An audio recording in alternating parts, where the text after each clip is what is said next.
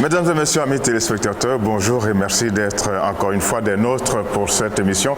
Ça va chauffer qui va vous permettre de passer en revue un certain nombre de sujets, des sujets à débat, des sujets qui font partie de notre quotidien, mais aussi possibilité d'apprécier de la très bonne musique, de la très bonne variété musicale africaine. Voici votre menu et c'est ainsi tous les samedis à partir de 11h sur la belle radio et télévision, votre chaîne panafricaine internationale.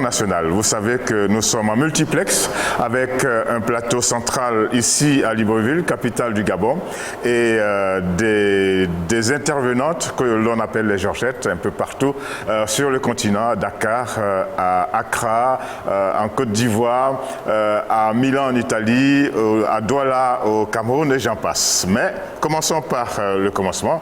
Nous sommes sur place ici, je le disais tantôt. Bonjour Zita, comment allez-vous?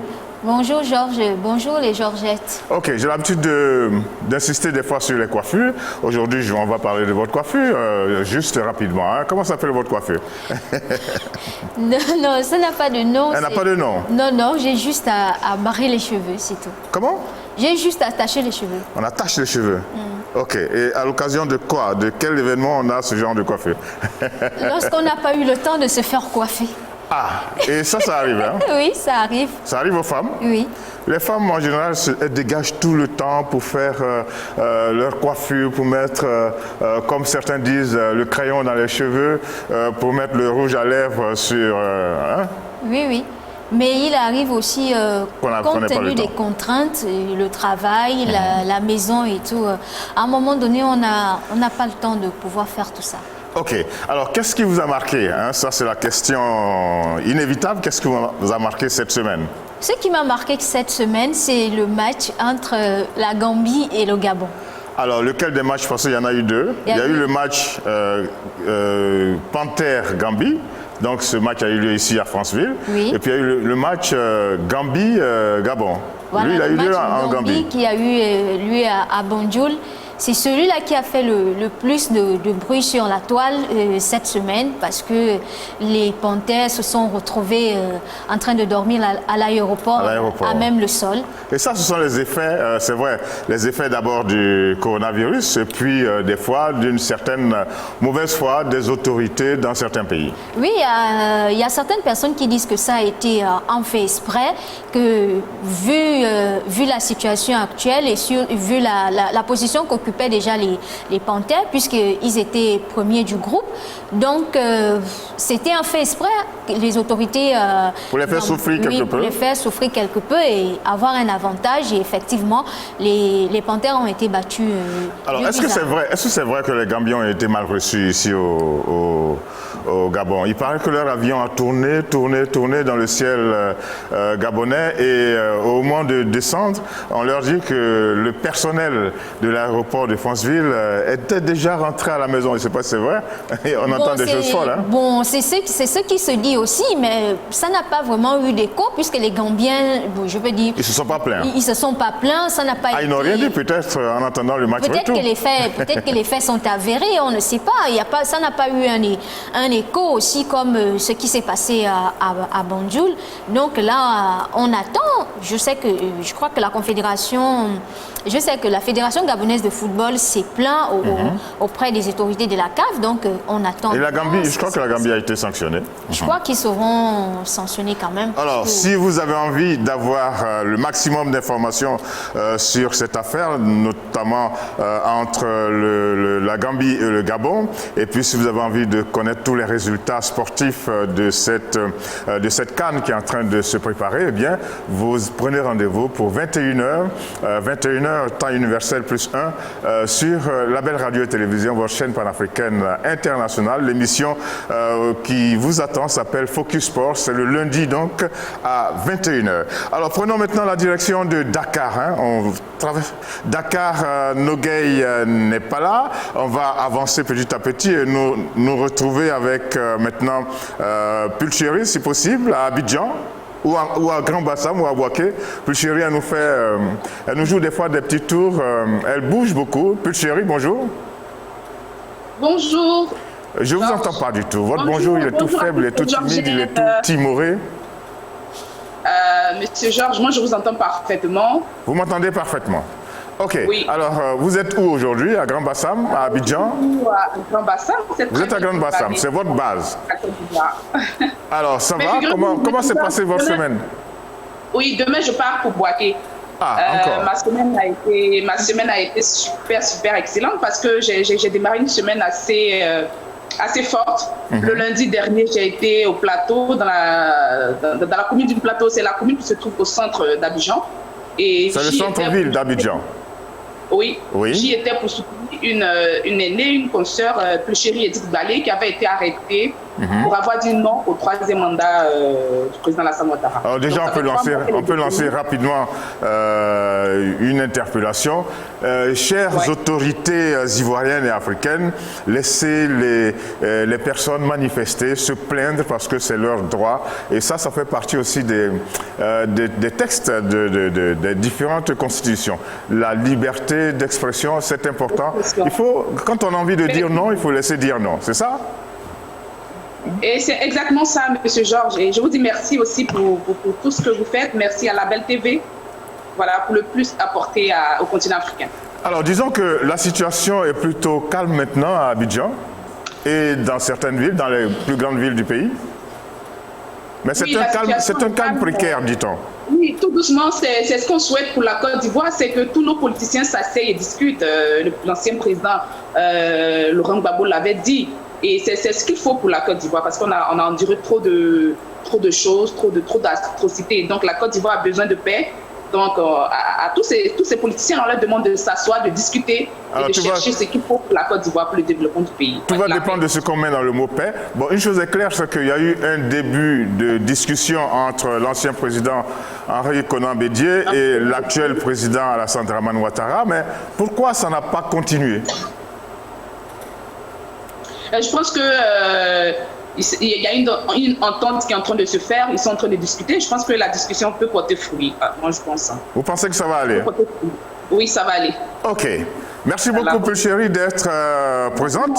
Si vous nous permettez maintenant de faire un tour, de longer le littoral et de continuer jusqu'à Accra pour retrouver Sabrina. Bonjour, Sabrina.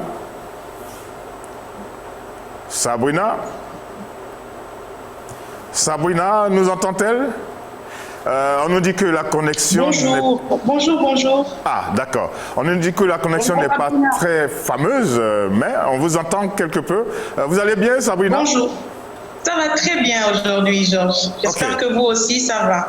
Oui, nous aussi, ça va. Alors, le Ghana continue, le Ghana et l'Afrique et tous les panafricanistes sont en train de pleurer le grand John Jerry Rawlings. Les obsèques ont-elles eu lieu? Oui, les obsèques ont déjà eu lieu. Les obsèques du feu président John Jerry Rawlings ont déjà eu lieu.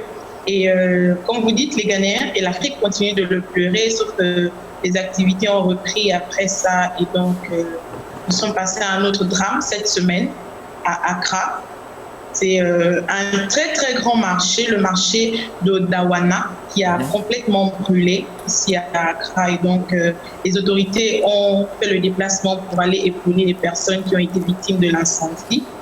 Et une chose quand même assez étrange, dans l'incendie, il y a un magasin qui a complètement brûlé, mais il y avait une Bible à l'intérieur du magasin et cette Bible a été retrouvée intacte. C'est ce qui fait un peu jaser la toile en ce moment. C'est souvent que ce genre de choses arrivent, hein, paraît-il. Exactement. Un livre religieux dans un incendie arrive à rester intact. Exactement. Donc, des gens, certaines personnes disent que voilà, c'est ce qui a fait en sorte que on va dire quoi, tous les magasins du marché ne puissent pas brûler, mais aussi que les personnes à qui appartenait ce livre, en fait, vont rapidement retrouver leur stabilité financière. Donc, les Ghanéens sont un peu penchés là-dessus. Déjà, c'est un peu très chrétien. Ça fait jaser la toile. Alors, Sabrina, nous allons croiser les doigts, espérer que la connexion va être meilleure. Donc, je vous abandonne quelque peu, mais tout en disant que c'est souvent que cela arrive, hein, les incendies dans les grands marchés africains. C'est vrai que les autorités laissent faire toutes sortes de connexions électriques, et puis un matin, ça flambe, il y a un court-circuit quelque part, et c'est tout le marché qui part en fumée. Dans toutes les capitales africaines, cet événement a déjà eu lieu, et des fois, plusieurs fois sur le même site. Alors à tout à l'heure, Sabrina, hein, espérons que la connexion va être meilleure. Permettez-nous de nous rendre au Cameroun, à Douala, pour retrouver Carole. Carole, bonjour. Bonjour Georges. Comment allez-vous? Bien, merci. Alors j'ai envie de savoir comment s'appelle cette mèche de cheveux qui vous font le front en deux. Tout à l'heure, je parlais de la coiffure de Zita, maintenant on va parler de la vôtre. La mèche. Comment? C'est la mèche de cheveux de Superman. La mèche de? Cheveux de Superman. De Superman. Ouais, je suis Superwoman aujourd'hui. Ah, mais là, on est avec une femme, donc c'est Superwoman. Alors, comment allez-vous? Comment s'est passée votre semaine? Fatigante. Comment? Fatigante. Un peu fatigante. Un peu fatigant. Qu'est-ce que vous avez éprouvé tant? Bon, des soucis quant à l'Internet. Je suis abonnée à la société. Les connexions Internet ne sont pas bonnes au Cameroun? Oui, on nage un peu là, de temps en temps. Donc, ça rame, comme on dit. Particulièrement pour ceux qui sont abonnés à la Société nationale, parce qu'on veut donner notre argent au pays. Donc, nous sommes abonnés à la Société nationale de téléphonie mobile. Et elle a eu quelques soucis depuis 3 semaines. Et la semaine qui s'achève là était particulièrement difficile parce qu'il y avait un trou dans la fibre. D'accord. Il faut dire que je ne vous saisis pas très bien, je ne vous perçois pas très bien. Vous dites que la connexion ne passe pas très bien. C'est pas très fameux ce matin. C'est vrai qu'il pleut ici, mais je ne sais pas si ça a une conséquence. Si vous m'entendez maintenant. Je vous entends assez bien, hein, mais pas bien encore. Alors, je vous retrouve tout à l'heure.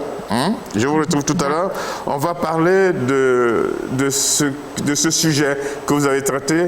1,7 million d'enfants camerounais n'ont pas leur extrait de naissance. On va y revenir tout à l'heure. Permettez-nous de dire et de rappeler aux uns et aux autres, notamment à nos auditeurs et à nos téléspectateurs, eh bien, qui sont pilotés par une grande équipe avec Youssouf Sébastien Silla, avec Bill Mangué, avec Pape Diouf et avec Olivier Tutua. C'est une équipe de pilotes hein, qui est à votre service.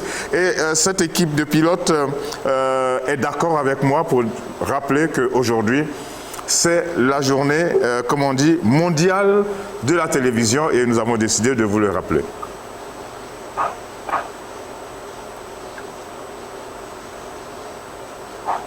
Ce samedi 21 novembre, le monde célèbre la journée mondiale de la télévision.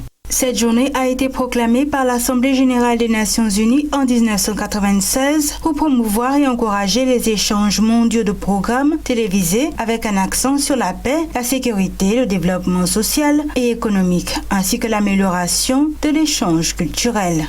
L'UNESCO reconnaît l'importance de la télévision en tant que premier moyen de communication et passage normal de l'information de masse. La télévision joue un véritable rôle de diffuseur de l'information et de la connaissance et constitue un puissant outil reflétant et déterminant les conditions et les aspirations humaines. Ainsi, la priorité doit être donnée à l'encouragement de la liberté d'expression et au renforcement de la diversité culturelle dans les médias, en particulier en améliorant les capacités de production et en soutenant la distribution de programmes audiovisuels de qualité. En Afrique, la télévision se présente comme un moyen de valoriser la culture. Bien. Merci beaucoup. Nous savons qu'aujourd'hui, samedi 21 novembre 2020, eh bien, c'est la journée mondiale de la télévision. En tout cas, toutes les chaînes de télévision devraient se célébrer en compagnie de leurs téléspectateurs. Et ce rappel étant fait, nous allons prendre maintenant la direction de l'Italie, Milan, pour retrouver Adrienne. Bonjour Adrienne. Oui, bonjour Georges. Comment allez-vous? Ça va. Ça va. Vous êtes sûr que oui, ça va? Je sais que vous subissez actuellement une sorte de pression. Hein. La contamination au niveau du coronavirus est en pleine ascension. Est-ce que ça s'est stoppé ou bien ça continue de monter? Ça essaie de se stabiliser en ce moment. Nous sommes en plein confinement, donc voilà, on ne peut pas faire grand-chose. Oh, quand il y a le confinement, la vie devient maussade. Hein. Mais des fois, il faut créer une grande vie à l'intérieur de la maison. On a vu qu'en Afrique du Sud, eh bien, le confinement a créé beaucoup de violence dans les foyers. J'espère que ce n'est pas le cas en Italie. Pour l'instant, non. Non. Pour l'instant, au printemps dernier, il y a eu quand même des cas comme ça qui se sont révélés. Pour l'instant, non. On dirait que vous avez été un peu plus... Comment? On dirait que le coronavirus vous a fait perdre, en tout cas la montée de la contamination, vous a fait perdre votre sourire habituel. Mais non, ça va. Oh, le sourire. C'est vrai que la semaine est... Il est difficile. La semaine a été un peu difficile. C'est vrai, on peut pas sortir, on peut pas faire grand-chose. Faut vraiment se limiter vraiment au minimum, quoi. Ça dit juste aller prendre une baguette de pain, passer à la pharmacie, prendre quelques médicaments, c'est tout, quoi. Voilà. Et puis bon, les températures commencent quand même à chuter, donc il fait froid.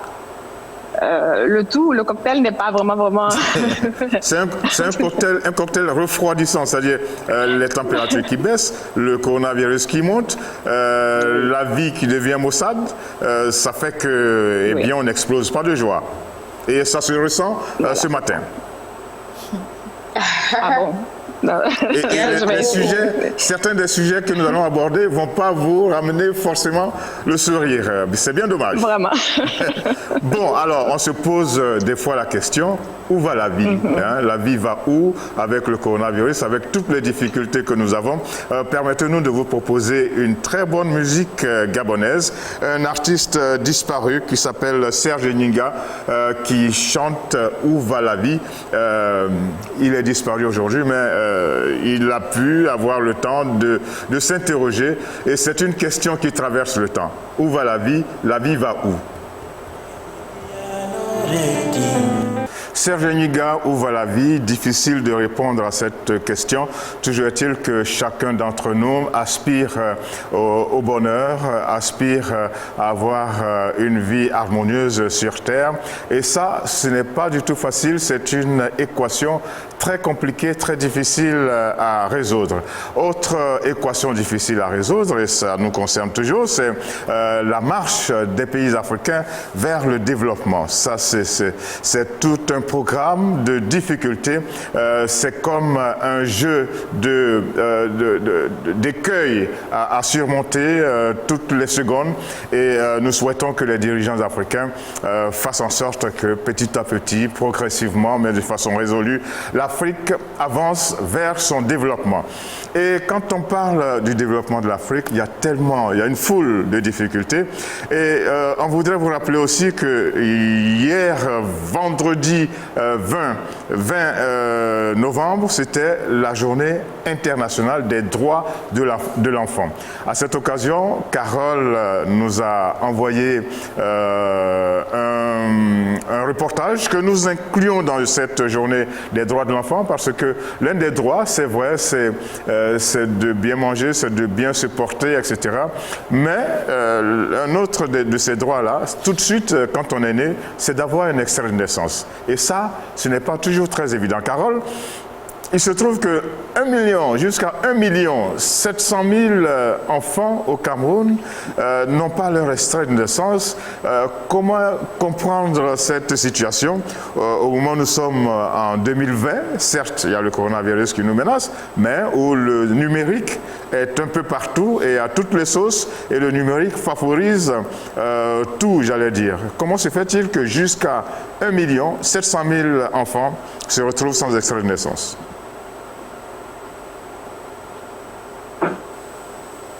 Carole, je ne vous entends pas.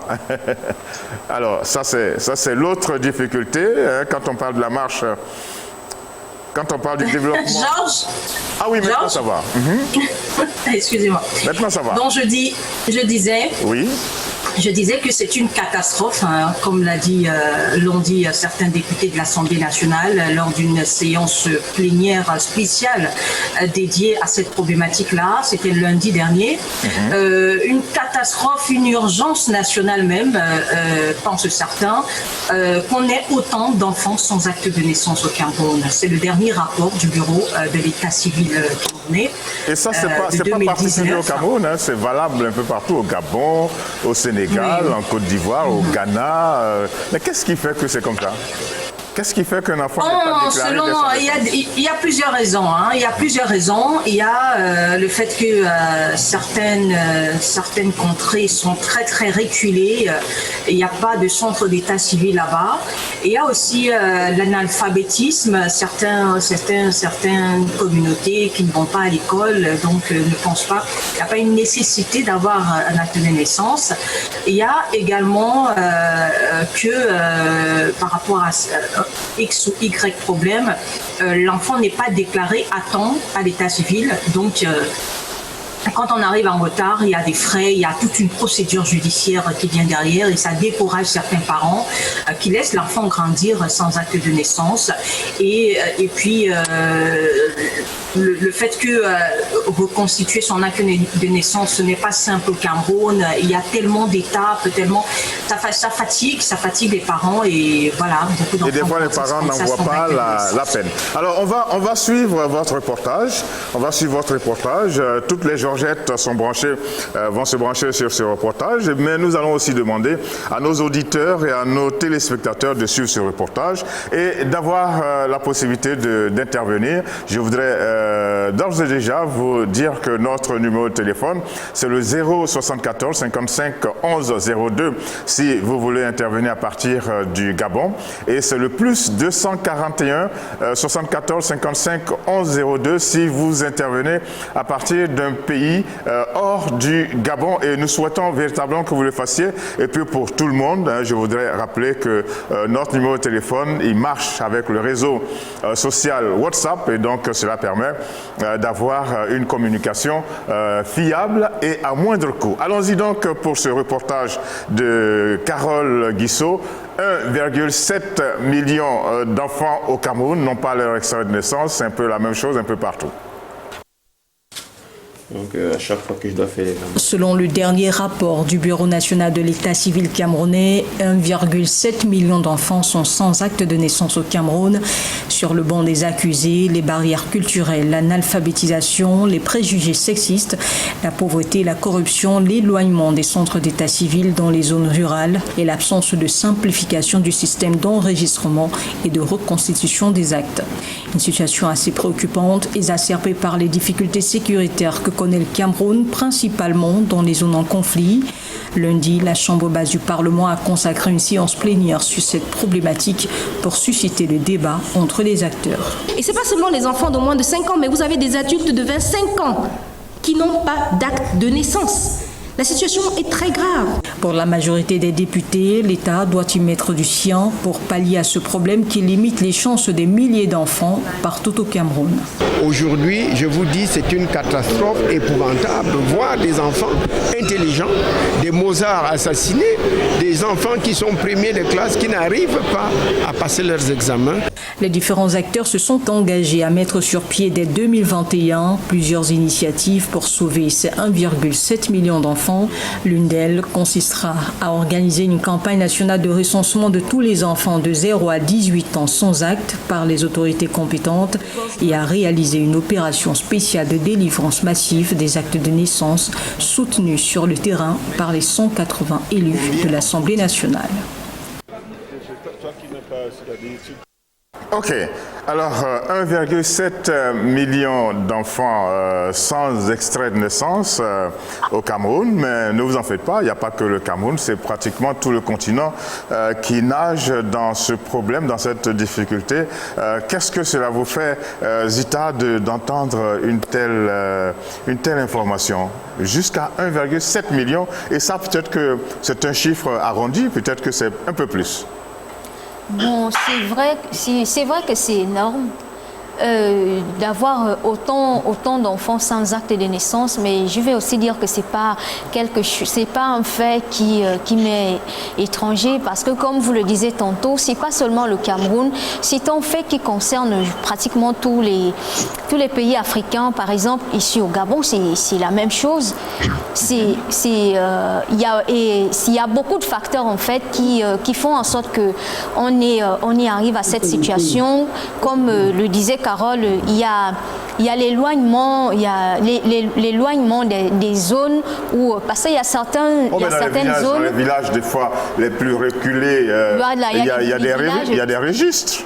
Oui, mais bon, il y a des villages où il n'y a pas des centres d'état civil, et des fois il y a des villages qui sont très loin de là où se trouve le principal centre d'état civil de certains arrondissements ou de certains districts. C'est ce qui fait en sorte que lorsque le paysan quitte chez lui, peut-être quand il arrive à l'endroit indiqué, la date est déjà passée. Maintenant, qu'est-ce qu'il faut faire? Il faut une longue procédure pour pouvoir avoir un extrait de naissance. Des fois aussi, nos amis de l'administration ne sont pas faciles à gérer. Exactement. Ils sont compliqués. Des fois, il faut glisser un billet.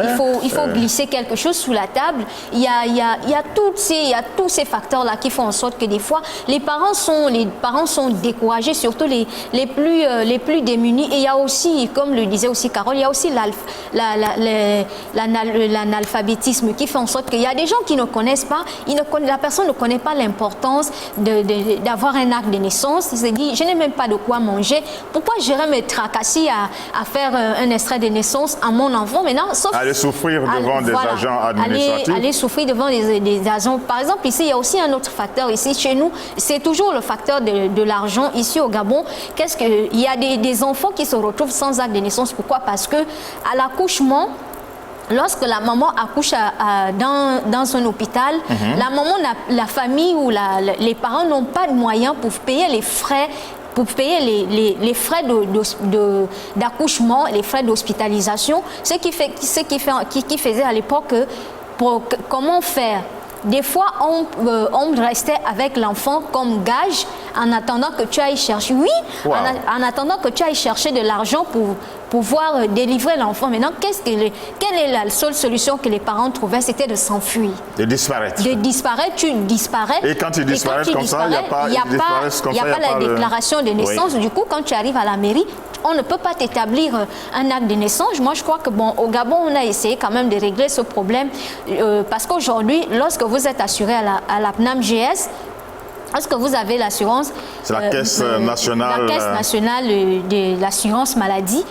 L'accouchement est pris en charge à 100% par l'État. Donc, ce problème ne se pose plus, mais il s'était posé. Mais c'était posé. Ça faisait vraiment partie des facteurs qui faisaient en sorte que les enfants se retrouvaient sans acte de naissance. OK. Alors, on va prendre la direction de Grand Bassam, retrouver Pulchéry. Saviez-vous que ce problème, cette difficulté avait cette ampleur et touchait l'ensemble des pays africains, Pulchéry? Oui, évidemment, c'est tous les pays africains qui sont touchés. Ce problème se passe également en Côte d'Ivoire ici. Mais dire que 1 million d'enfants qui n'est pas d'extrait en Côte d'Ivoire. Oui, en Côte d'Ivoire, c'est très récurrent également. Et là, j'ai un frère même qui a écrit une œuvre, il a fait un livre pour dénoncer ça, justement. C'est-à-dire que les enfants n'ont pas d'extrait de naissance. Comment s'appelle ce frère? On a envie de le connaître. Oui, moi, malheureusement, je n'ai pas vu l'information du sujet. Sinon, il aurait bien participé à cette émission. Moi, je pense qu'on va l'inviter un samedi. Son nom vous échappe? Non, il s'appelle Serge Tosei. Okay. Serge To, il est résident à Assini Mafia. Ok. C'était l'agent de la mairie. Ok, lui, il n'a pas vécu ça, hein, parce qu'il y a certains... Non, il n'a pas vécu ça. Et c'est justement sa lutte. Il lutte pour que les parents... Parce que très souvent, c'est dans les contrées éloignées. Vous voyez, les villages, les campements et tout ça. Très souvent, les parents, ils ont la paresse. Moi, je ne sais pas si on va appeler ça la paresse. Et Et aussi, certains se disent qu'un extrait de naissance, c'est forcément pour aller à l'école, plus que dans les villages, c'est pas tout le monde qui met son enfant à l'école. Alors que c'est pas ça. Comme l'a dit tout à l'heure Zita, l'extrait de naissance, c'est très important. C'est pas forcément pour l'école, c'est pas... pour tout ce qu'on pense là, l'extrait de naissance, c'est très important pour Alors, ce qui fait bizarre, c'est des enfants qui se retrouvent dans des classes qui ont peut-être un nom, mais qui n'ont pas d'extrait de naissance, et puis ils ne peuvent pas passer d'examen. Ça doit faire très compliqué, ça. Et c'est malheureux. C'est malheureux. Au début, on ne sent pas, mais plus tard, pour les études ou bien pour autre chose, pour des papiers administratifs, c'est déplorable. Voilà. Et hier, nous étions le 20 novembre, c'est le moment opportun de rappeler aussi à toute la nation, à tous les pays africains, qu'il est très important pour un enfant d'avoir son extrait de naissance. Voilà. Et donc, le 20 novembre, c'était la Journée internationale des droits de l'enfant. Nous, on a saisi cette occasion pour planter ce problème, rappeler ce problème. Au Cameroun, 1,7 million d'enfants sans extrait de naissance. C'est pratiquement la même chose dans tous les pays africains. Avez-vous eu le temps, je vous quitte, Pulchéri, pour nous retrouver quelques centaines de kilomètres plus loin de vous, c'est à Accra, avec Sabrina. Avez-vous eu le temps de vous rendre compte de cette difficulté à votre niveau également, Sabrina? Au niveau d'Accra, déjà, je pense que comme vous l'avez dit, c'est dans tous les pays africains. Mais pour parler d'Accra précisément, je n'ai pas forcément les chiffres, mais je sais que c'est quelque chose qui se fait.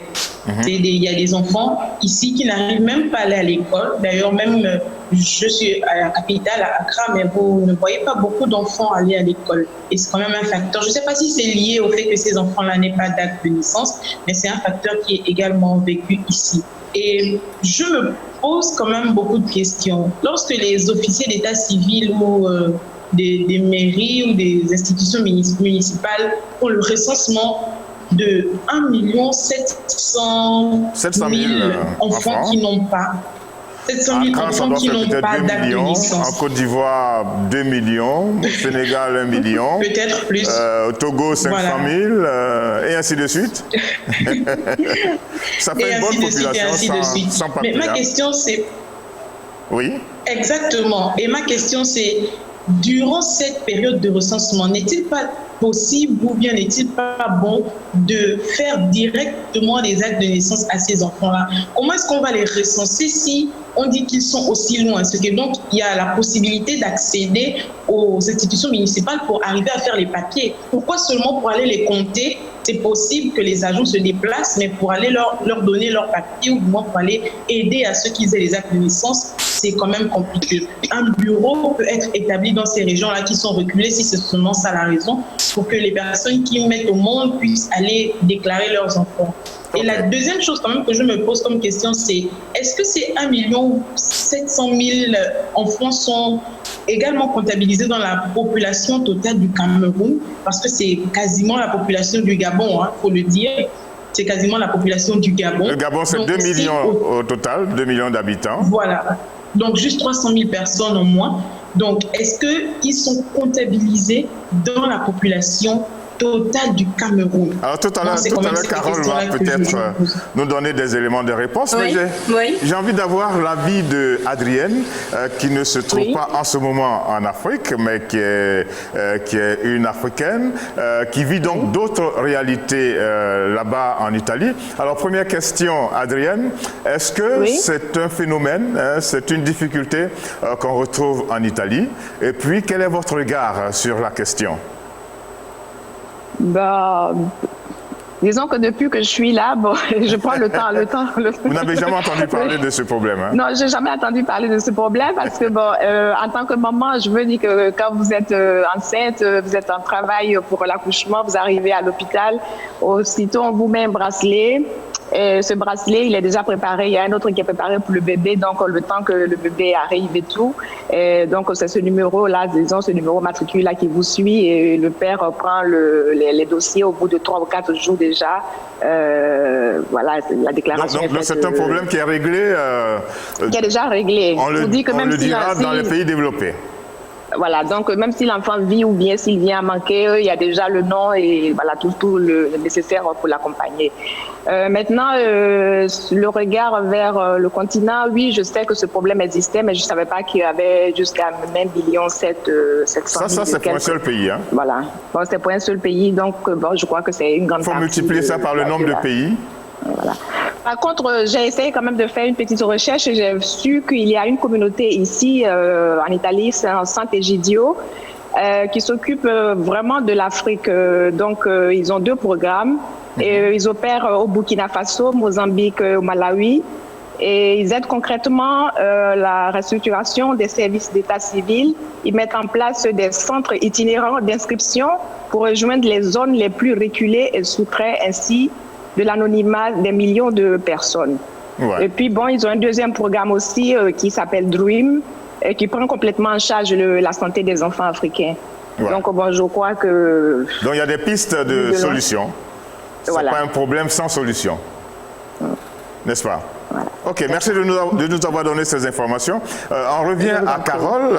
Question de Sabrina tout à l'heure en direction de Carole. 1 700 000 personnes. Ces personnes ont-elles été comptabilisées dans la population totale du Cameroun? C'était l'une des questions de Sabrina. Ce serait, je veux dire, miraculeux qu'il soit comptabilisé dans la population du Cameroun. Je ne pense pas parce que c'est par rapport aux enregistrements à l'état civil que les recensements, ces différents recensements sont faits. Je pense que ces enfants-là, puisqu'ils n'existent pas, on ne connaît pas leur... Si vous n'avez pas d'acte de naissance, vous n'existez pas, vous n'êtes pas comptabilisé. Donc je ne pense pas qu'ils soient comptés dans mais question la population camerounaise. Question quand même de Sabrina, comment est-ce que l'on a fait pour les compter? Pour arriver à 1,7 million. Comment est-ce qu'on les compte en fait si on ne peut pas leur offrir leurs actes de naissance, mais aussi les insérer dans la population totale du Cameroun? Vous savez, quand il y a un problème national, les ministres commencent à se regarder. On dit non, c'est ta faute, non, c'est ta faute, c'est la tienne. Oui, Carole, oui, Georges. On vous reprend tout à l'heure. Nous avons un auditeur ou un téléspectateur en ligne. Bonjour. Non, une téléspectateur en ligne. Bonjour. Vous nous appelez d'où, s'il vous plaît? Je suis à côté de ta Gabon. Vous nous appelez du Gabon? Oui. Votre nom, s'il vous plaît. On a besoin de bien vous connaître pour bien échanger avec vous. Allô? Monsieur Hassan. Monsieur Hassan, voilà, ok. Oui. Alors, quel est votre commentaire par rapport à cette situation difficile vécue? Moi, je reviens par rapport aux vos sujets. Parce que les enfants d'aujourd'hui ont les il ne faut pas assister les enfants, il faut assister les parents. Les parents, oui. Parce que tu ne peux pas aller aimer, c'est juste une question. Après, tu la mets, elle prend le grossesse et puis tu l'abandonnes. L'enfant là va être adolescent. Ok, donc des fois... Bon, si maman aussi prend l'enfant, il part laisser avec la grand-mère. La grand-mère n'est plus la force pour penser à ça. L'enfant devient l'enfant sans l'adolescence. Ok, ça ce sont des réalités. Donc, des choses, il faut que les hommes et les femmes aussi réfléchissent pour ça. Merci beaucoup. Ce sont des réalités que nous vivons au quotidien des fois et ce sont des réalités qu'il faut prendre en compte pour expliquer ce phénomène. Merci beaucoup, Monsieur Hassan, de nous avoir rappelés. Nous espérons avoir d'autres appels, tant du Gabon qu'ailleurs sur le continent. Nous revenons maintenant à Douala pour retrouver Carole, en direction de laquelle des questions avaient été posées. Oui, Georges, c'était par rapport à la deuxième question de Sabrina. Sabrina, je pense. Oui. Oui, comment est-ce que ces enfants ont été recensés et que la même opération n'a pas été faite pour leur établir des actes de naissance? Je disais donc que lorsqu'il y a un problème comme cela, les ministères se rejettent la faute. Voilà, donc... chaque ministère est composé des différentes entités. Il y a la direction de recensement, il y a la direction de ceci. Le ministère qui s'occupe de cela, chez nous, c'est le ministère du développement, voilà, qui s'occupe donc d'établir, de suivre l'identification de la population camerounaise et leur recensement, et son recensement, pardon. Donc, il y a ce bureau national de l'état civil qui fait son travail. Et il y a un autre bureau qui est chargé du recensement. Donc, je pense qu'il y a un problème de non-coordination des activités dans ce ministère-là. Eux, ils sont chargés rien que de recenser la population dans les différents centres d'état civil. Il y a également ceux qui sont censés faire le comptage de la population maison par maison.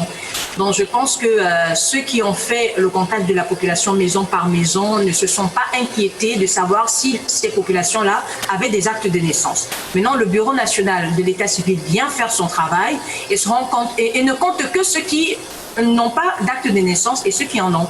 Donc, ça n'a rien à voir avec le recensement de la population, mais c'est le recensement de la population avec ou sans acte de naissance. Oui. Alors, donc, Carole, merci. Chacun fait son travail. Oui. Alors, on prend encore un auditeur ou un téléspectateur. Bonjour, monsieur. Oui, bonjour. Oui, comment allez-vous, s'il vous plaît? Ben, ça va, ça va très bien. Vous nous appelez d'où et comment vous vous appelez? Ça va, c'est Michel. Michel. Vous appelez de? Libreville. De Libreville. Alors, allons-y. Quelle est votre question ou quel est votre commentaire? Bon, déjà par rapport aux actes de naissance, moi je dirais qu'aujourd'hui, moi j'accuse, en fait, je suis d'abord contre le point de vue des Georgettes, c'est-à-dire que Zita, parce que je l'ai suivi attentivement, mais moi je vais d'abord me poser la question de savoir aujourd'hui les mairies, voilà, que ce soit les Gabon, les hommes du Gabon, que ce soit les mairies d'arrondissement ou la mairie centrale. Alors, je ne conçois pas que lorsque une femme accouche dans un hôpital, on laisse un laps de temps. Ça veut dire qu'après 3 jours, si elle n'a pas déclaré l'enfant, automatiquement, elle ne peut plus faire un acte de naissance. Elle est obligée d'aller du côté du tribunal. Mais la question que je me pose, c'est que ces centres hospitaliers devront avoir un agent d'état civil dans les hôpitaux, parce que on constate bien que, évidemment, beaucoup de femmes qui accouchent, la majorité des jeunes filles, n'ont pas les moyens. Donc, du coup, avant de payer une facture, par exemple, elle peut faire 3 ou 4 jours. Mais la mairie, lorsque vous faites 3 jours, vous n'avez pas déclaré votre enfant, automatiquement, on vous demande maintenant d'aller au tribunal pour faire un jugement supplétif. Ce n'est pas normal. Ok, alors question, Michel. Une question que je souhaite vous poser parce que en Afrique, de nombreux accouchements n'ont pas lieu dans des centres de santé, dans des maternités. Oui, là aussi c'est un problème. Dans ces conditions, comment faire? Mais c'est simple, ça veut dire que même si, moi je pense, moi étant par exemple président de la République, je dis ça comme ça, oui. Je sortirai une loi qui permettra, même si une femme accouche dans un endroit, par exemple, ou bien dans un village, qu'on lui laisse le temps de pouvoir identifier son enfant, de pouvoir légaliser, ou bien qu'on envoie on appelle ça comme ceux qui s'occupent des actes de naissance dans tous les coins reculés. C'est tout. Ok. Ok, c'est bien noté. Merci beaucoup. Quelles sont les réactions au niveau des Georgettes? Adrienne, Carole, Sabrina, Pitcheri. Quelles sont vos réactions, Zita? Selon moi, je pense que c'est une bonne idée d'envoyer des agents d'état civil dans les différents hôpitaux et cliniques pour recenser.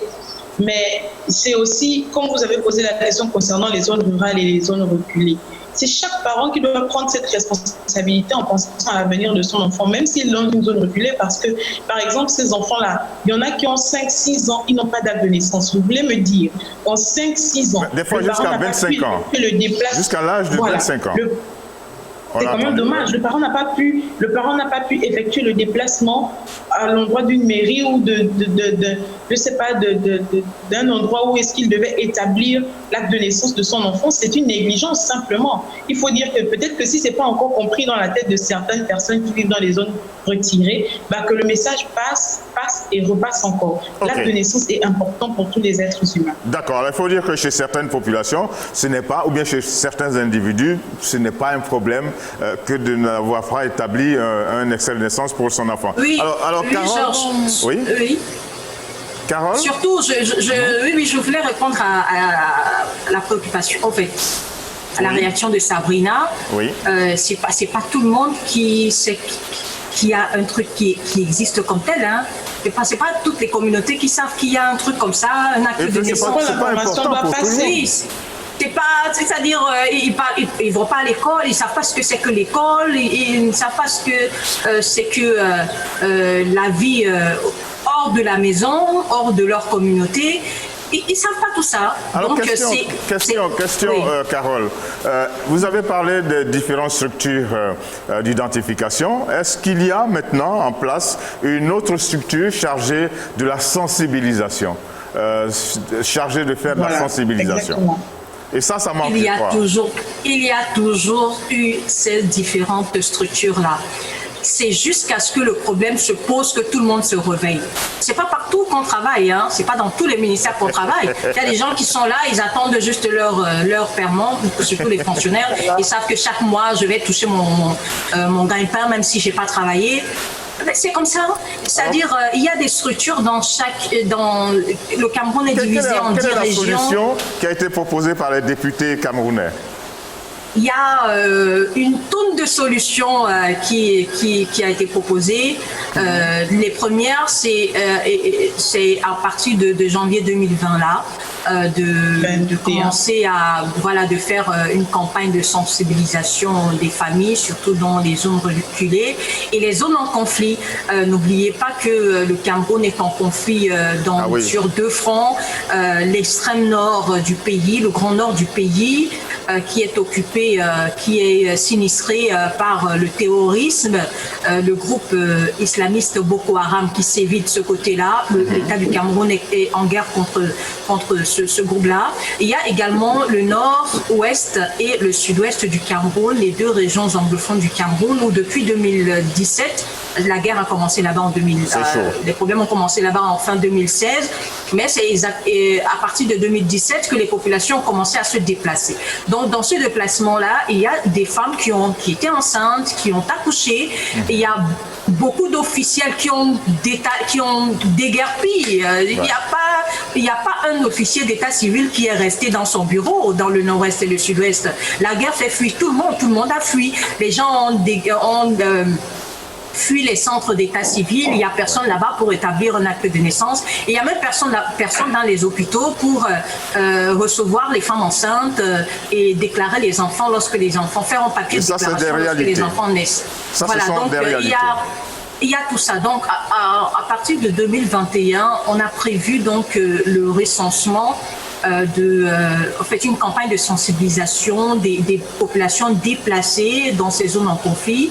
Elles sont un peu reparties dans les 10 régions du Cameroun, notamment la région du centre où se trouve la capitale du Cameroun, Yaoundé, et la région du littoral où se trouve la capitale économique, Douala. Donc c'est les deux principales villes qui reçoivent en majorité les déplacés de ces conflits-là. N'oublions pas l'extrême nord du pays qui est sinistré par le conflit contre le terrorisme de Boko Haram. Ouais. Les populations ont déguerpi. Il y a certaines qui se retrouvent au Tchad, d'autres sont au Nigeria, et d'autres sont un peu revenus dans le sud du Cameroun par rapport au nord. Donc, on va recenser toutes ces populations qui se sont déplacées. Les entités de recensement existent, mais c'est quand il y a un problème que chacun fait la politique de l'autruche. Les gens se réveillent, quoi. C'est-à-dire que les gens se réveillent pour dire vous ne faites pas votre travail parce que si vous aviez fait le travail en amont, on se rejette la balle. Voilà, okay. C'est ça. Donc, et la deuxième solution, c'est une opération de délivrance d'actes de naissance massive dans les différentes donc une opération facilitée par les dispositions qui vont être prises parce que dès que c'est compliqué, il y a des personnes qui tournent le dos. Oui, et je ne sais pas dans ce qui en est des autres pays. Sabrina, Adrienne, hein, elle dit que le problème est résolu chez eux, on comprend. Donc, je ne sais pas ce qu'il en est du Ghana, de la Côte d'Ivoire, du Sénégal, etc. Du Gabon. Mais au Cameroun, il n'y a pas de possibilité de refaire son acte de naissance lorsqu'on l'a perdu. Ah. Donc, on ne délivre pas un autre acte de naissance. On ne délivre pas un autre acte de naissance. On délivre ce qu'on appelle un duplicata. Et c'est écrit dessus, duplicata. Et ça fait que chaque fois quand vous venez avec votre acte de naissance où c'est mentionné duplicata, on vous regarde d'abord avec les personnes qui voilà les jurons. On vous regarde, on trouve ça bizarre et tout ça. Ça fait que beaucoup de personnes vivent avec un problème de double nationalité lorsqu'il faut établir la carte nationale d'identité parce que à la base, l'acte de naissance n'est pas clair et net. Ok, alors c'est bien noté, il faut pouvoir identifier les personnes, il faut sensibiliser les populations, faire en sorte que chaque individu soit identifié et ait son extrait de naissance, parce que si on ne sait pas combien nous sommes, je me demande bien comment on fait pour mettre en place les moyens pour, par exemple, aller à l'école, pour soigner la population, etc. Et il faut que les autorités, comme ça, on ne sait pas seulement le Cameroun, que les autorités facilitent la procédure de reconstitution de son reconstitution. Okay. Ici au Cameroun, dès que quelqu'un sait qu'il doit avoir un avocat, un juge et tout ça, ça donne des maux de tête. Il y a toute une procédure judiciaire qui demande beaucoup d'argent. Je me demande comment un pauvre peut faire face à cela. Oui, Carole, il y a Zita qui veut poser une question. Non. Vous faire une remarque? Non, je ne veux pas. C'est pas pour poser une question. C'est justement pour revenir à ce que disait Sabrina. Moi, je ne suis pas d'accord avec ce que dit Sabrina, que c'est parfois la faute des parents. C'est vrai qu'il y a une responsabilité. Oui, il y a une responsabilité des parents. Il y a une responsabilité. Il y a aussi celle de l'État. Oui, les torts sont partagés. Mais moi, j'aimerais dire que moi, à mon niveau, j'essaye de comprendre les difficultés des parents, surtout les parents qui habitent dans des endroits reculés. Par exemple, au Gabon, si il n'y a pas de route, il n'y a rien, une femme qui accouche, par exemple, aujourd'hui, pour arriver là où il y a un centre d'état civil, tu dois faire peut-être 3 jours en route, alors que ce sont ces 3 jours, c'est au bout de ces 3 jours-là que la loi t'autorise à déclarer ton enfant. Qu'est-ce que tu fais? Il y a des endroits où il y a même pas, la voiture passe une fois par semaine. Comment tu fais pour par mois ou parfois même par mois. Alors, comment tu fais pour te rendre dans le centre d'état civil le plus proche? Adrienne, vos cheveux se dressent quand vous entendez tout ça, non? Non, ce que moi je trouve, c'est quoi? C'est que non seulement... Vous avez oublié un peu ces réalités. Oui. Ouais, non seulement l'État doit revoir le nombre de jours pour déclarer son enfant, et aussi les procédures. Si tu as par exemple dépassé cette date-là, la procédure doit être plus simple, doit être simplifiée au tribunal. Pas que quelqu'un qui ne sait même pas déjà lire. Quand on entend tribunal... Voilà, quelqu'un qui ne sait ni lire ni écrire. Quand la personne arrive au tribunal, on dit va faire ceci, va faire cela, et il n'y a personne pour t'accompagner dans ta démarche. Comment tu fais pour aller jusqu'au bout? Okay. Surtout si tu ne connais même pas l'importance de ce que tu es en train de faire. Merci beaucoup, Zita. Donc, les responsabilités sont partagées. Merci beaucoup, les Georgettes. Je crois que c'est une question... C'est une question... Oui. Allô, c'est Pelchéri. Rapidement, oui. Je suis entièrement d'accord avec Zita, parce que très souvent, comme je l'ai dit tantôt, le problème se trouve généralement dans les villes, dans les villages éloignés des capitales. Donc, mais des fois, même dans les capitales, hein, on a des personnes qui accouchent, puis bon, il n'y a pas de déclaration. Mais bien sûr, pouvez-vous laisser votre enfant pendant 25 ans sans acte de naissance, sous prétexte qu'une voiture passe une fois par mois? Alors, plus chérie, rapidement, dernière intervention sur la question. Tout parent a son rôle à jouer, parce que quand on a une femme, quand on a une épouse qui attend un bébé, il faut se préparer à plein de choses. Donc moi je pense que tout doit être programmé, tout doit être organisé. Donc les parents ont un rôle à jouer là-dedans. Donc on a une grande responsabilité de ce que nos enfants aient un extrait de naissance. Alors les parents, il faut jouer votre rôle. L'État doit simplifier les procédures Mais Georges, je pourrais ajouter un mot? Oui. Allez-y, rapidement. Oui, je pense aussi que l'État doit essayer de créer des emplois, c'est-à-dire trouver des groupes itinérants qui vont aller vers ces zones reculées et entre-temps aussi d'autres personnes auront un poste d'emploi, je veux dire. Voilà, et ne pas monnayer certains services qui sont normalement gratuits. Voilà, merci beaucoup les Georgettes, merci beaucoup à vous auditeurs et téléspectateurs d'avoir pu intervenir sur cette question. C'est une question fondamentale, ça a l'air de rien, mais si on ne sait pas combien nous sommes, j'étais en train de le dire. Hollandi, c'est la dernière œuvre d'un artiste qui marche très fort. Il est de la RDC, la République démocratique du Congo. Inos B, eh bien, c'est un garçon qui s'est fait parler de lui tant en Afrique qu'un peu partout en Europe, en Amérique, en Asie, partout. Tout le monde sait danser au rythme de sa musique. Et j'espère que les Georgettes, vous avez pu esquisser quelque part. Zita, vous savez danser? Non. Non. Oui. Adrienne, vous dansez bien? Moi, par contre, je dansais dans mon canapé ici. Pulchérie?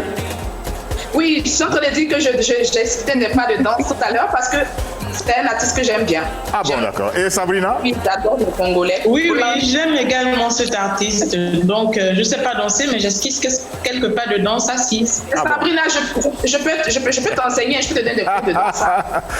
Merci beaucoup. Carole. Oui. Ne nous dites pas que vous ne savez pas danser, hein? Moi, on me paye pour danser. Hein. Ah, bon, d'accord. En quelle monnaie? En dollars, en euros, en francs CFA? Quand je commence, tout le monde s'assoit parce que c'est la classe, quoi. Donc, on me paye pour danser. On va prévoir ça pour la fin de l'année. Hein? Pour la fin de l'année. On va voir. Si le coronavirus ne nous fatigue pas, on va prévoir une émission où les Georgettes vont s'éclater. Adrienne? Oui. Adrienne, elle sait danser. Oui, moi j'aime bien danser. Oui. Est-ce que tu sais danser? On n'a pas demandé si tu aimes. Est-ce que tu sais danser? Je sais danser. Allez, on va demander. Elle est en Italie quand même. On va demander au réalisateur de remonter un peu les décibels. Hein? Inos B, Hollandi, je crois que ça fait du bien. Je ne vous vois pas danser. Parce que moi, il faut payer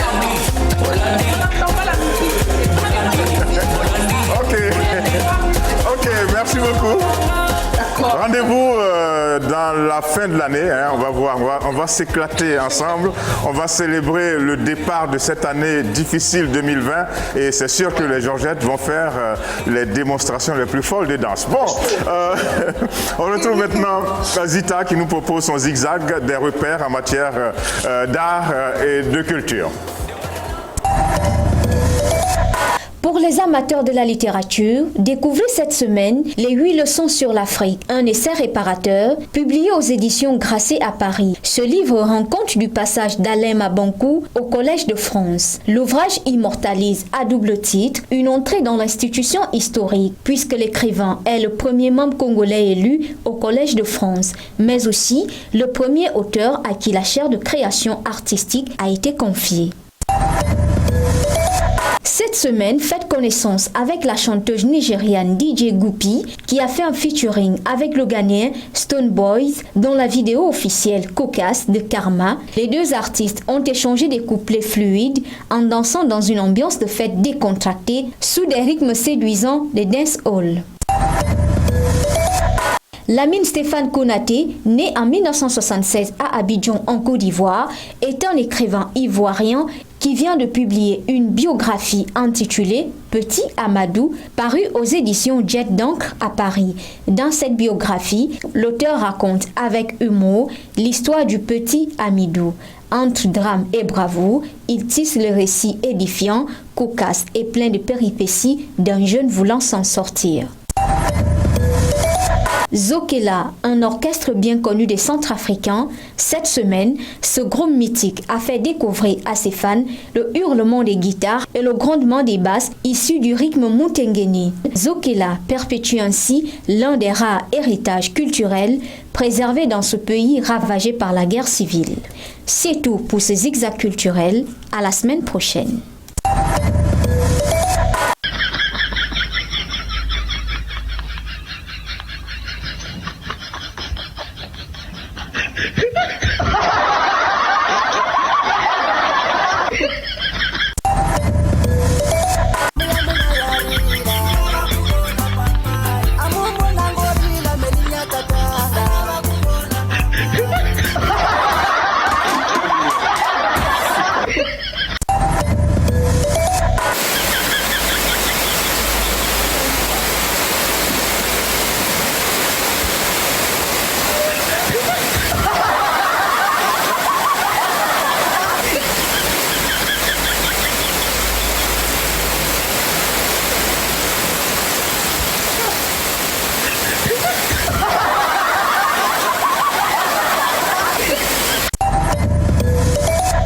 Ouais, c'est le Cameroun qui gagne.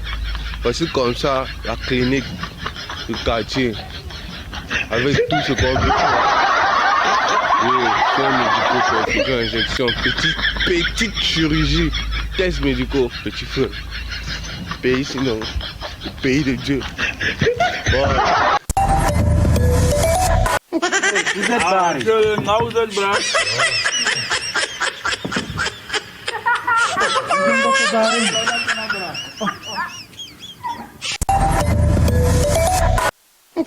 Vous êtes brave. Vous êtes barré.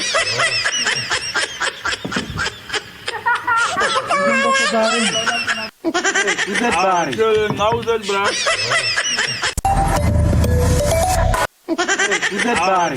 Vous êtes barré. Vous êtes brave. Vous êtes barré.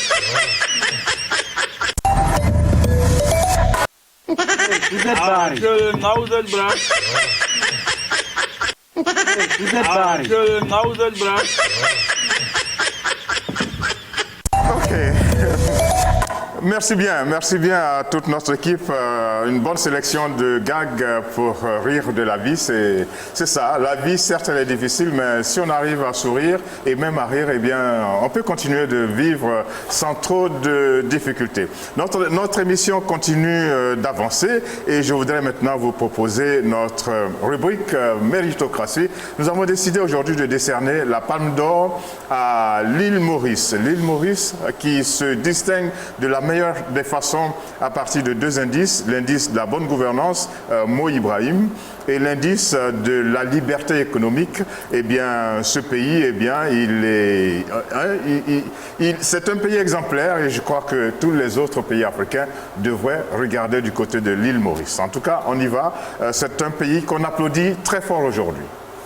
Cette semaine, le titre du plus méritant est attribué à l'île Maurice, numéro 1 africain en termes de gouvernance, selon l'indice Mo Ibrahim 2020, et le numéro 1 africain selon l'indice de liberté économique en 2020. L'île Maurice est d'autant plus méritante que la moyenne africaine en ce qui concerne l'indice Mo Ibrahim de la bonne gouvernance est en recul, passant sur 100 de 49 en 2018 à 48,8 en 2019. Ce qui n'était jamais arrivé depuis 10 ans. L'étude indique que cette situation est due à la détérioration des performances dans 3 des 4 catégories de l'indice, à savoir participation, respect des droits et inclusion des citoyens, sécurité et état de droit, puis développement humain. En effet, ces dernières années, la progression des pays du continent dans ces secteurs a ralenti avec une baisse plus marquée à partir de 2015. Maurice reste toutefois le meilleur pays africain en termes de gouvernance avec un indice de 77,2 sur 100. Quant à l'index de la liberté économique, il évalue les pays sur la base de 4 grands facteurs concernant l'état de droit, la prépondérance du gouvernement, l'efficacité réglementaire et les marchés ouverts. L'île Maurice, c'est donc une remarquable et double performance dans la gouvernance et dans la liberté économique. Tous ensemble, célébrons l'île Maurice.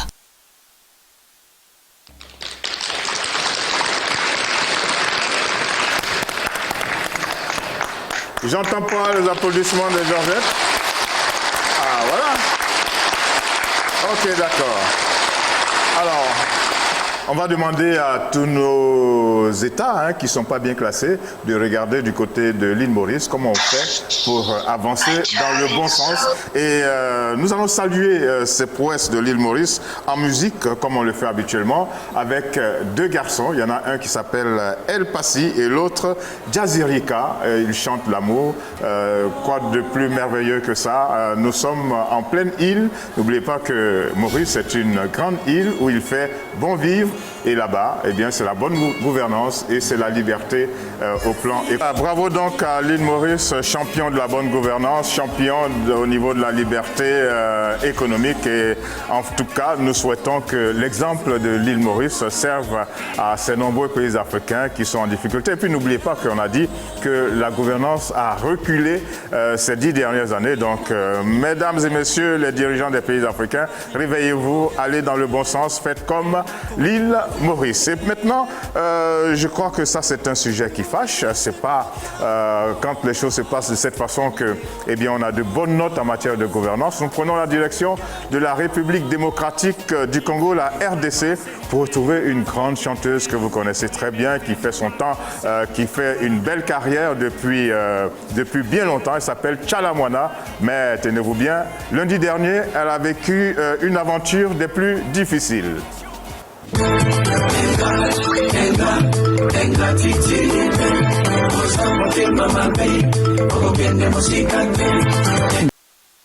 Lundi 16 novembre dernier, des activistes et des groupes de défense des droits humains ont demandé la libération de Tchala Moana, chanteuse congolaise de 62 ans, arrêtée ce week-end par les services de renseignement à Kinshasa pour avoir prétendument dénoncé le président Félix Tshisekedi dans une chanson intitulée « Ingratitude ».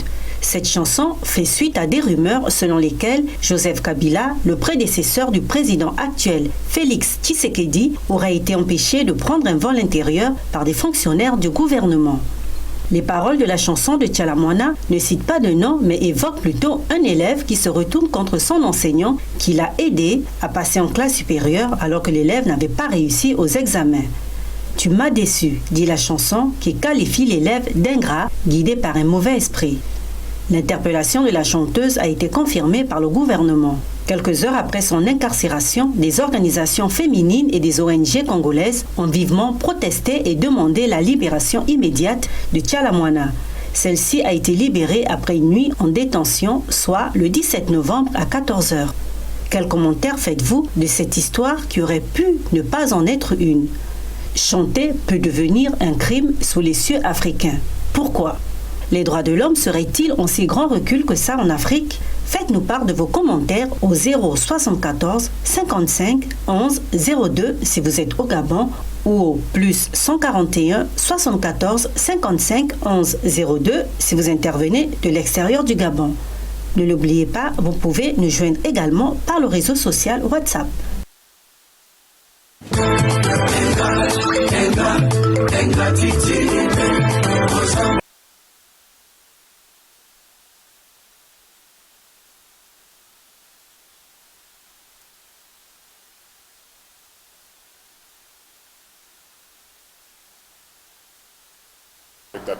Nous allons faire un dernier tour avec les Georgettes et commencer par Grand Bassam.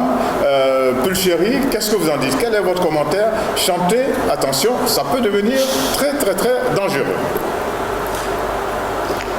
Oui. Moi, je suis particulièrement touchée parce que, vous savez, moi, je suis ivoirienne 100%, mais de façon culturelle, musicalement, je suis plantée dans la musique congolaise. C'est comme ça que je suis.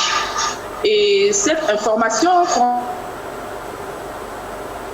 je ne pourrais pas me taire là-dessus. Donc, j'ai même fait un article pour le journal dans lequel je travaille pour parler de cette arrestation de Tchala Moana qui vraiment c'est absurde. Pour une grande dame, elle est une icône de la RDC. Elle est vraiment un monument, donc ça ne serait pas intéressant de l'arrêter. Et puis pour moi, je trouve qu'elle n'a pas directement cité le nom du président actuel. Elle a juste fait une parodie, donc c'est une chanson. Même si elle est une artiste, donc une ambassadrice pour ses fans et tout ça. Donc moi, ça n'a même pas de sens de l'arrêter, mais Dieu merci, elle a été libérée et c'est une joie pour nous. Et je suis contente du peuple congolais qui s'est manifesté, c'est-à-dire qu'ils ont tout de suite réclamé sa liberté. Et ça, c'est vraiment bien. Alors comme quoi, quand vous chantez certaines choses, faut-il faire vraiment attention? Pourquoi les autorités sont si chatouilleuses quand on parle d'elles des fois de façon négative? Bon, encore que là, c'est pas forcément ce qui a été exprimé. Pulchéry? Pardon? Oui, pardon, monsieur Georges, je ne vous ai pas bien entendu. Donc, alors, je disais pourquoi les autorités sont si chatouilleuses, pourquoi ces réactions vives dès qu'on parle négativement d'elles? Oui, mais parce que c'est ce que ces autorités-là sont c'est ce qu'elles sont en réalité. Les gens ne sont pas... Ça fait mal de savoir qu'on est critiqué, qu'on est indexé, c'est ça la réalité. Ce cas-là s'est passé ici en Côte d'Ivoire aussi, on ne va pas citer le nom, mais bon, je pense que pour des artistes, ce sont des personnes vous pouvez citer. ce sont des personnes qui s'expriment, donc pour moi, on devait laisser les artistes s'exprimer, c'est la liberté d'expression. Donc c'est tout normal, naturellement, que Tchala Moana fasse une chanson. Voilà, c'est donc ça la liberté d'expression. En 24 heures, cette chanson a fait le tour du Congo et c'est vraiment formidable. Ingratitude. Adrienne. Oui. Voilà, ça commence bien, ça se termine bien. C'est surtout ça mon commentaire, quoi. Heureusement qu'elle a été libérée parce que Tchala Moana, c'est quand même une icône. On a entendu parler d'elle parce qu'elle avait fait plusieurs choses en Côte d'Ivoire ici avec Feu, Louga François et tout. Donc c'est quand même une grande artiste. Ok. Adrienne, Tchala Moana interpellée parce qu'elle a chanté Ingratitude. Oui. Ben, certainement que quelqu'un se sentit morveux et il a voulu se boucher. Absolument. La critique, ça existe quand même. Comme Pulchéry le dit, pourquoi est-ce que nous devons piétiner tout ce que nous avons de meilleur en Afrique au lieu de faire la promotion? Mais je crois qu'en même temps aussi, en faisant ça, ils ont fait que lancer le disque, hein, c'est tout, la chanson. Voilà. Le tube est parti. Parce que tout le monde va essayer tout le monde va chercher à l'écouter et comprendre pourquoi est-ce qu'elle a dû être arrêtée, quoi, Voilà, et pourquoi, par exemple, dans cette chanson, les autorités pensent que le mauvais élève, c'est le président Félix Tshisekedi et l'enseignant, c'est le président Kabila. Et ça donne Moi, je cherche à comprendre. Ouais. On arrête certains artistes en Italie pour certains de leurs textes? Non, pas vraiment, mais on va dire que dans l'exemple de R. Kelly, l'américain, bon, si vraiment ils commettent des actes odieux, bon là, ils méritent en tant que citoyen d'être arrêtés et puis bon voilà, d'être jugés, quoi. Sinon, ici, il y a la liberté d'expression, donc bon, les gens peuvent dire c'est que tant que vraiment on ne pointe pas du doigt, on ne dit pas voici monsieur. Donc ce n'est pas des choses obscènes et tout ça. Voilà. Oui. Donc liberté d'expression. Sabrina? Surtout. J'étais en train de sourire quand la chanson passait parce que c'est une chanson très dansante. En train de sourire. J'aimerais l'avoir dans mon téléphone pour danser un peu dessus. Et il y a une chose quand même qui me dérange, c'est que le président Tshisekedi est un chrétien. J'évoque cet aspect parce que pour ce statut qu'il incarne, il faut que les choses qui se passent avec des présidents qui ne sont pas ancrés dans la religion ne se passent pas avec lui parce qu'il y a beaucoup de regards sur lui. Il y a beaucoup de personnes qui attendent de lui quelque chose de particulier par rapport à ses prédécesseurs ou par rapport aux autres présidents qui ne connaissent pas la religion forcément. Et quand on arrête une artiste parce qu'elle elle s'est exprimée, je pense que désormais ce n'est plus seulement la presse qui est autorisée à se taire, mais même les artistes. Et puis après ça va passer à quoi? Aux enseignants, aux médecins, et puis tout le monde, plus personne en Afrique n'aura la possibilité de s'exprimer. Et je pense que c'est vraiment malheureux pour un pays comme le Congo où la musique est vraiment au top des tops. Moi je pense qu'elle aurait peut-être pu être avertie simplement au lieu de l'arrêter. C'est une femme âgée quand même. Ce sont des actions qui ne donnent pas un bon visage à la République démocratique. Donc vous avez dit ceux qui sont contraints au silence, il y a les journalistes, maintenant les artistes, bientôt les enseignants, la liste va s'allonger. Oui. Il faut casser cette plus liste. Personne ne pourra parler parce que les autorités veulent nous assujettir et veulent qu'on soit des bénis oui et comme l'a dit Adrienne, ils se sentent tout le temps morveux. C'est pas forcément de lui dont on parle, si son nom n'est pas cité, mais pourquoi agir de la sorte? Ça fait que directement on se retourne vers vous et on sait que c'est de vous dont on parle. Donc voilà. Ok, c'est bien noté et il faut dire que la liberté d'expression, elle doit être, ça doit être quelque chose de sacré. Faut pas la banaliser de cette façon et voilà, exactement. Comme le disait Adrienne, eh bien cette chanson va exploser, Ingratitude, ça va exploser. Et je suis sûr que Carole va dans le même sens que les autres, Georgette. Oui, je retiens surtout l'intervention de Sabrina qui révèle la chrétienté du président de la RDC qui avait fait organiser une grande prière dans un stade pour demander pardon pour tout le sang versé en RDC et tout ça. Je pense qu'il aurait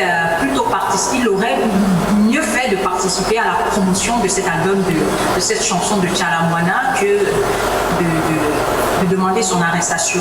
Ça salit un peu l'image qu'il a voulu montrer aux Congolais au début de son mandat. Ok, je crois que c'est bien noté et c'est sûr que Zita sur ce plateau ne va pas dire le contraire. Non, pas du tout. Je ne pourrais pas dire le contraire. C'est même un peu honteux qu'une icône comme Tchala Moana, bon, moi je ne connais pas sa musique, mais je connais son nom, l'a arrêtée parce qu'elle a osé chanter une chanson, surtout qu'elle n'a même pas nommé le nom. Et même si elle avait nommé. Non, elle n'a même pas nommé le nom du président ou un autre haut fonctionnaire congolais. Mais moi, je crois que dans un autre sens, j'essaye de comprendre parce que quand elle fait allusion à un élève, tout le monde, bon pas tout le monde, mais ça se dit comment la transition a été faite au Congo entre Kabila, l'ancien président, et Félix Tshisekedi. Je crois qu'il y avait eu une coalition qui a fait en sorte que, vu que la partie de Kabila, ils ont une grande majorité à l'Assemblée nationale, ils ont fait une coalition avec Félix Tshisekedi qui fait en sorte pour qu'il y ait une bonne gouvernance. Maintenant, qu'est-ce qui se passe aujourd'hui? Les activistes ou bien les gens du parti de Kabila se sentent maintenant lésés par le pouvoir en place. Donc moi, comment elle s'appelle, Tchala Moana, étant une ancienne députée du parti de Kabila, et en même temps chanter ingratitude, alors je crois que nous sommes des Africains, nous sommes des hommes, ils ont fait le lien en disant que l'élève, le professeur qui savait être Kabila, t'a bien enseigné les choses, il t'a indiqué, il t'a balisé le chemin. Et toi, en tant qu'élève, lorsque tu prends les rênes, tu oublies ce qui a été dit. Parce qu'il y a des hauts fonctionnaires du parti de Kabila qui se retrouvent aujourd'hui en prison, comme Vital Kamerhe, par exemple, et ainsi de suite. Moi, je pense que c'est dans ce sens-là. Ok, merci beaucoup pour ces explications, merci beaucoup pour ces précisions, ces rapports et tout ça, mais n'empêche que nous restons fermes, la liberté d'expression c'est sacré pour les journalistes, c'est sacré pour les artistes et mesdames et messieurs les autorités, même si on vous égratigne, il faut l'accepter parce que vous êtes au devant de la scène et c'est comme ça, il n'y a pas le choix. Et aujourd'hui, avec le numérique, eh bien on n'y peut rien, il faut accepter, il faut développer, il faut faire en sorte que la liberté d'expression soit quelque chose de fort. C'est ainsi que normalement on doit pouvoir avancer comme on le fait et comme on l'a souligné tout à l'heure en île Maurice. Merci beaucoup les Georgettes, je peux vous voir une dernière fois. Je vous dis au revoir, je vous fais à toutes de gros bisous, je vous souhaite un très bon week-end et puis je vous souhaite aussi de passer une très bonne semaine. C'est la même chose pour vous, auditeurs et téléspectateurs de Label Radio et Télévision. N'oubliez pas que c'est votre chaîne panafricaine internationale. Au revoir. Ciao, ciao. Au revoir les Georgettes, au revoir les téléspectateurs. Georges, on aurait dû finir l'émission avec la chanson de Tchala Moana. Malheureusement, elle n'a pas encore de clip. Il n'y a pas encore de clip, on a cherché, on a fouillé partout. Ce qui me plaît dans l'histoire, c'est la sérénité de la diva. Ouais. Ok. Alors peut-être que la semaine prochaine, elle fera un clip, mais pour le moment, il n'y a pas de clip. On a décidé de finir. Excellent week-end à nous. Merci, à toi aussi. Hein. Avec un duo, c'est un garçon et une jeune femme, OMG et Bril, qui chantent Daphné Nek. J'espère que je prononce bien. Dans tous les cas, c'est quelque chose de fantastique, de beau, pour vous faire passer un très bon week-end. Et puis, on se donne rendez-vous la semaine prochaine